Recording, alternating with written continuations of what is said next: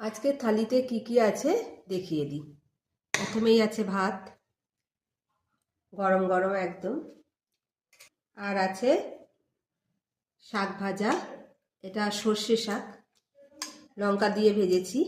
আর আছে মানকচু ভর্তা, এটা আরও কয়েকদিন করেছিলাম, খুব সুন্দর হয়েছে, সেই জন্য আবার করলাম।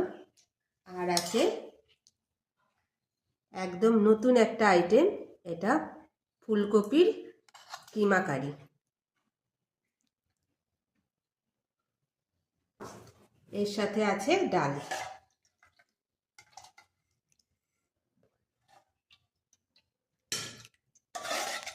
পাতলা মুসুর ডাল।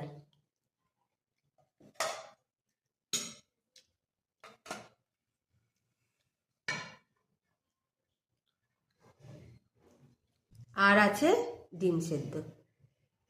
এই হলো আজকের আমাদের খাবার।